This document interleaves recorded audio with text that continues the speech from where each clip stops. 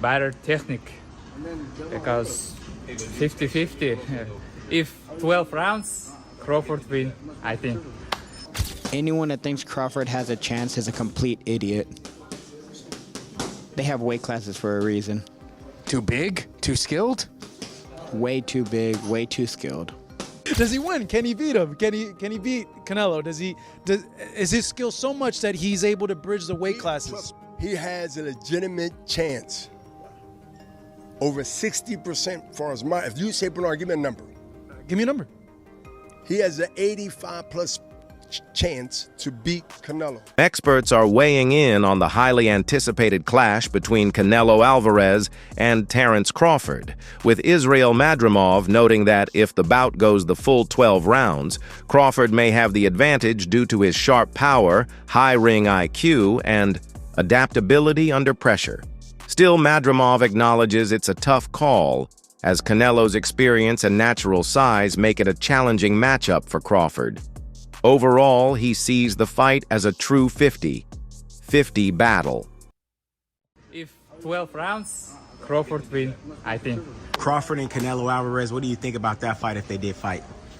Looks like it's up for September. Good fight. You know, if 168 pounds, I think it's Canelo, but it's Canelo better technique because 50-50. If 12 rounds, Crawford win, I think. If knockout, it's Canelo. What makes Crawford so difficult to fight against?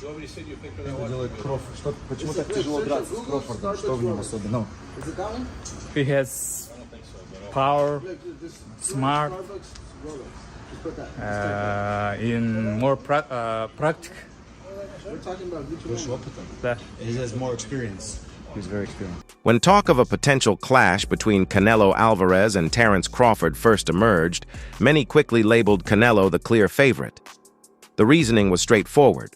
Canelo had long competed in higher weight divisions, while Crawford was just beginning to step beyond welterweight.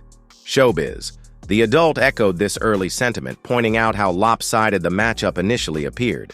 However, as training camp footage and images of Crawford began to surface, the narrative started to shift. Crawford looked stronger, faster, and impressively well-adjusted to the added weight. Far from being overmatched, he seemed sharp and fully capable of bringing his elite skills into a bigger division.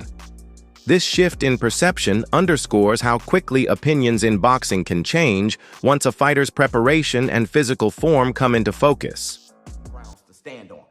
Now, the other second point that I think is becoming a fact is this.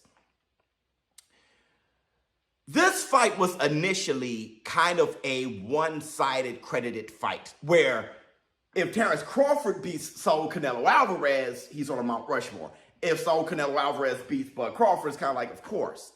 But now the Bud Buddies has gone across all of social media and attacked social media so impactfully, like a plague, that now it's starting to give more value if Saul Canelo Alvarez wins. And let me tell you what I mean. You cannot tell everybody they're haters and they're stupid for thinking Canelo wins and say, hey, y'all gonna find out come September 13th how great Bud Crawford is. And you speak Crawford up, you know, you say, yeah, you said the same thing about Spence and Crawford that beat all these. Ah! You just don't know. You know, you have all these all-time great fighters saying that Crawford wins. So come September 14th, if Saul Canelo Alvarez has beaten Crawford or destroyed him, you can't take it back now. You're going to have to be like, Saul Canelo Alvarez is on Mount Rushmore, right? I mean, you can't go this heavy all over social media and in which social media controls media. So it's everything.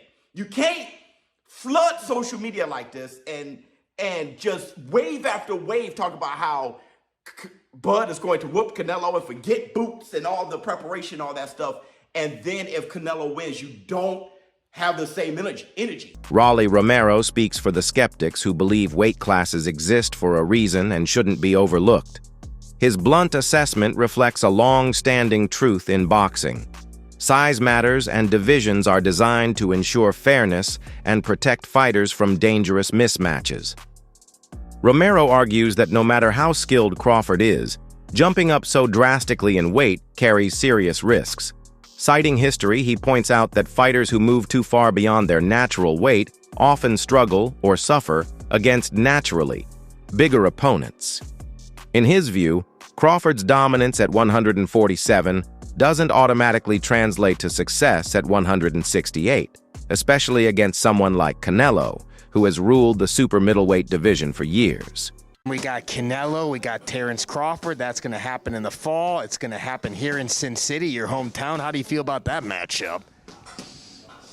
Anyone that thinks Crawford has a chance is a complete idiot. They have weight classes for a reason. Too big? Too skilled? Way too big, way too skilled. And this isn't a skill matchup. It has nothing to do with skill. It has to do with weight. Bernard Hopkins, a legendary figure known for his intelligence and longevity in the ring, made waves by giving Terence Crawford an 85% chance to beat Canelo Alvarez. A bold statement that reflects deep respect for Crawford's cerebral style, patience, and adaptability. Hopkins believes Crawford's ability to switch stances, adjust mid-fight, and stick to a disciplined game plan could neutralize Canelo's pressure and counterpunching. Drawing from his own experience overcoming physical disadvantages, Hopkins frames the fight not as an uphill battle for Crawford, but as a unique opportunity to redefine greatness. In contrast, David Benavidez, a proven force at super middleweight, takes a more practical stance, favoring Canelo due to the clear size. Advantage he believes will be the deciding factor. Does he win? Can he beat him? Can he beat Canelo? Is his skill so much that he's able to bridge the weight classes? He has a legitimate chance. Over 60% for his mind. If you say, Bernard, give me a number. Give me a number. He has an 85+ chance to beat Canelo. Why? He's not going in there to prove something, which will fall into Canelo's hand. He would love for him to prove something. That means you will stay there and try to prove something. But to go in there and to let him know, establish that from the first round, that I belong without showing that I am tough. I earned my position to be here. And I want to show you, even though you're being stubborn, that your time not only have came, but it's gone. He ain't going to surrender and say, I slowed up, so I'm going to act like it. No, he has to be shown. And it has to be early. Benavidez emphasizes that Canelo has spent the bulk of his career at higher weight classes, particularly at 168 pounds, where he's grown accustomed to facing powerful, physically imposing opponents. In contrast, Crawford is stepping into unfamiliar territory, jumping multiple weight divisions to face a naturally bigger fighter. For Benavidez, this isn't a criticism of Crawford's skill, but a realistic assessment of the challenges that come with such a leap. He underscores that at the elite level, comfort and familiarity with a weight class matter significantly, and in his view, Canelo's extensive experience at super middleweight gives him a built-in advantage that Crawford simply can't replicate.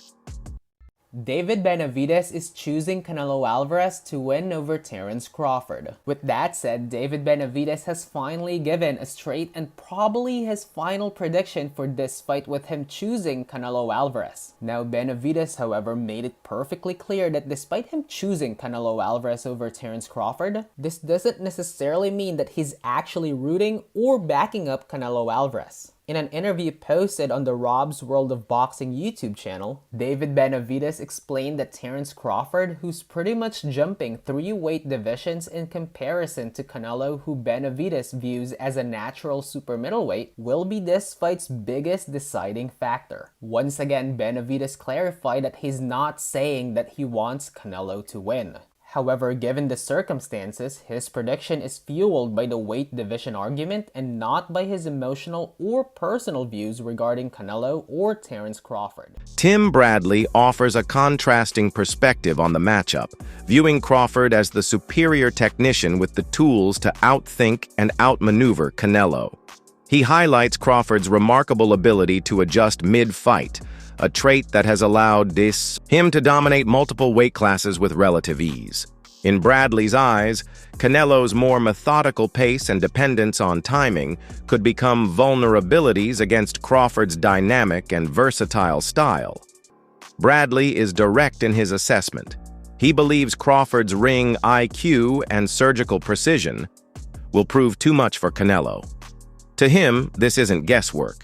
It's a prediction grounded in Crawford's proven pattern of dominance through adaptability.